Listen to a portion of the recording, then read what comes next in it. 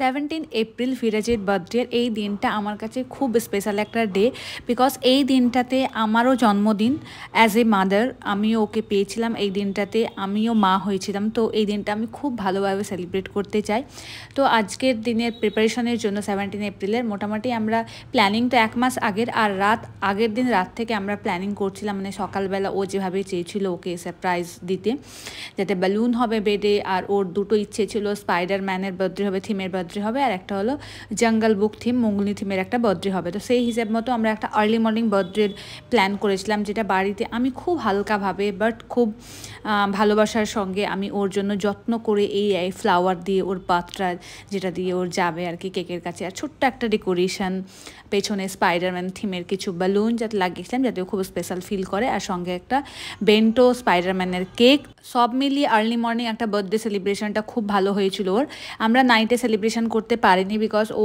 11টার মধ্যেই ঘুমিয়ে পড়ে তো রাত্রে ওকে 12টার সময় জাগিয়ে সেলিব্রেশন করাটা আমার মনে হয় না ঠিক হতো বিকজ ওর মর্নিং স্কুলও আছে আর ও স্কুল ওই দিন যাবে ওর ফ্রেন্ডসদের জন্য আমরা কিছু গিফটস প্ল্যান করেছি তো গিফটসগুলো দেবো সঙ্গে ওকে দেবো কেক যেটা স্কুলে ও কাটবে আর আজকে ওকে এই স্পাইডারম্যানের জামাটাও কিনে দেওয়া হয়েছে আজকের এই সকালের বার্থডের জন্য পড়ার জন্য তো বেশ অনেক কিছুই প্ল্যান আছে আর ওর এবার হয়ে যাচ্ছে 5 ইয়ার্সের একটা মাইলস্টোন 5 ইয়ার্সের ও কমপ্লিট করলে এবার বাচ্চার বার্থডে প্রত্যেক মায়ের কাছে স্পেশাল হয় তো এটাতে আর নতুন করে বলার কিছুই নেই আমি চেয়েছিলাম আমার মতো করে ও যা যা জিনিস চেয়েছে নিজের বার্থডেতে যেহেতু ও 5 ইয়ার্সের এবার হয়ে গেছে প্রত্যেকটা ফিলিংস ও কী চায় প্রত্যেকটা জিনিস ভালোভাবে এক্সপ্রেস করতে পারে তো আমি চেয়েছিলাম ওর ইচ্ছে মতো আমি সব কিছু করতে পারি বিকজ আমার যখন সামর্থ্য আছে তা আমি ওর ইচ্ছেটা পূরণ করবো আর ওর না খুব একটা বেশি চাওয়া পাওয়া নেই যে এটা চাই সেটা চাই খুব লিমিট জিনিসের মধ্যে ও কিন্তু খুব খুশি থাকতে পারে কোনো জিনিস চাইলে আমি যদি ওকে বলি যে এই জিনিসটা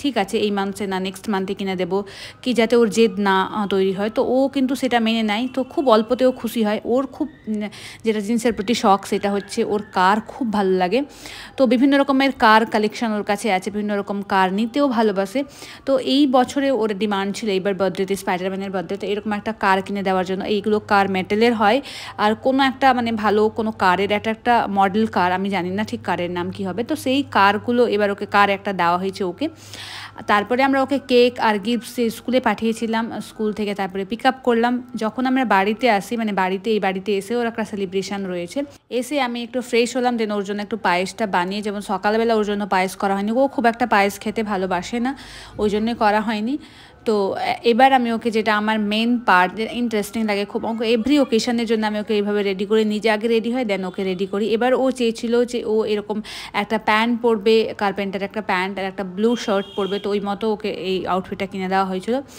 আর এখানে একজন এসে অলমোস্ট গিফট দেওয়া স্টার্ট হয়ে গেছে তো অনেকেই মোটামুটি চলে এসেছিলো সবাই ওকে গিফট দিচ্ছিলো মেন হয় ওদিকে ডেকোরেশনও চলছে এখনও একটা দুটো গেস্টও মোটামুটি আসা স্টার্ট হয়ে গেছে ততক্ষণে আমি সব টিফিনের জিনিসপত্র রেডি করে সবাইকে আগেই টিফিন করিয়ে দিয়েছিলাম এবার হবে ওর বার্থডে সেলিব্রেশন তো এই ডেকোরেশনের যে জিনিসগুলো দেখতে পাচ্ছ প্রত্যেকটা জিনিস আমি অনলাইন থেকে সার্চ করে এক মাস আগে আনিয়ে রেখেছিলাম যেভাবে আর কি ও চেয়েছিল আর সঙ্গে এই কেকটা তো কেকের ব্যাপারে আমি একজনকেই ট্রাস্ট করি যেটা আমার বেবি শাওয়ার থেকে টিল ভিরাজের 5 বার্থডে অবধি আমাকে একজনই কেক দিয়ে যায় সেটা হচ্ছে মালদাতে যারা থাকো তারা জানো অনুশ্রী লাহেরিও আমাকে কেক দেয় আমি দেখেছি আমি ওকে কেকে যেই ডিজাইনটাই বলি সেই ডিজাইনটা একদম পারফেক্ট করে দেয় আর টেস্ট একদম অন পয়েন্ট থাকে তো আমি ওকেই ট্রাস্ট করি কেকের ব্যাপারে আর ডেকোরেশনটা আমি লোকাল একজনকে দিয়ে করিয়েছিলাম পুরো ফটোস আর এই জিনিসগুলো আমি অনলাইন কিনে ওনাকে প্রোভাইড করেছিলাম যে এটা ডেকোরেশন করে দিতে অল ওভার পুরো বার্থডে ডেকোরেশনটা আমার খুবই পছন্দ হয়েছে ভিরাজেরও খুব পছন্দ হয়েছে ছোট্ট মতো একটু করেছি বাট প্রত্যেকটা জিনিস এখানে ছিল সবথেকে বড় কথা হচ্ছে ভিরাজ এখানে খুব হ্যাপি ছিল বিকজ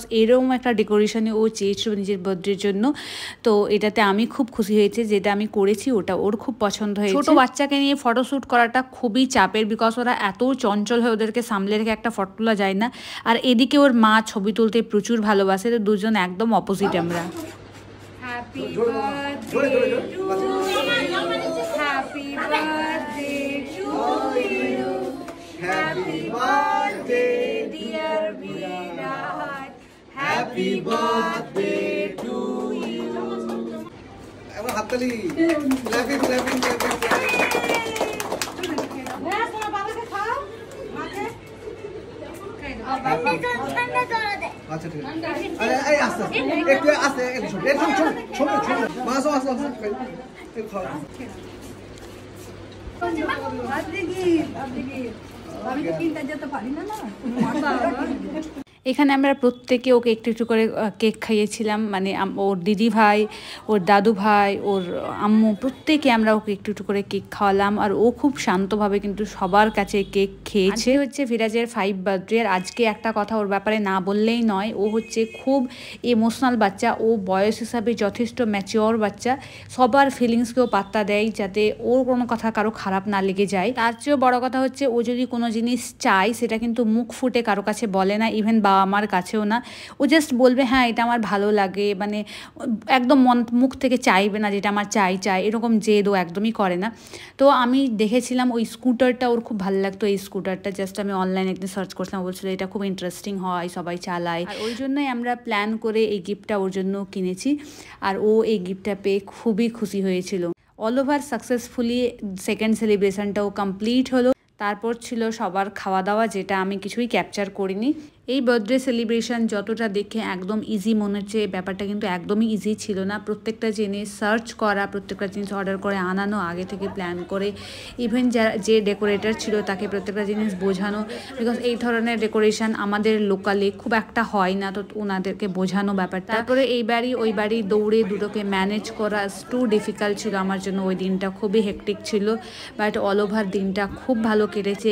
সবচেয়ে বড় কথা যেটা, ভিরাজ খুবই আনন্দ পেয়েছে এই সেলিব্রেশনটাতে, বিকজ ওর পছন্দের সবাই ছিল, ও যাদের সঙ্গে খেলে সারাদিন। বা আমি ভেবেছিলাম এই স্কুটারটা পাওয়ার সঙ্গে সঙ্গে হয়তো বা ও চালাতে পারবে না এক্ষুনি, বাট ও খুব তাড়াতাড়ি ওটাকে অ্যাডপ্ট করা ট্রাই করলো অ্যান্ড চালাতেও স্টার্ট করে দিল। আর হোপ ও তাড়াতাড়ি শিখেও যাবে, বিকজ গিফটটা পাওয়ার সঙ্গে সঙ্গে ও মোটামুটি ফিগার আউট করা স্টার্ট করে দিয়েছে যে কীভাবে এটাকে চালানো যায়। আর কিছুজন ছিল, কিছু বাচ্চা যারা ওকে হেল্পও করছে, ও মোটামুটি 2-3 দিনের মধ্যে চালিয়েই নেবে। লাস্ট আমরা কয়েকজন ছিলাম যারা লাস্টে একদম খাওয়া দাওয়া করলাম, পুরোটা আমি একদমই তখন ক্যাপচার করতে পারিনি। আর রুমের অবস্থা মোটামুটি এরকম গিফট পাওয়ার পরে। কি খাচ্ছ তুমি বাবান? কি খাচ্ছ তুমি?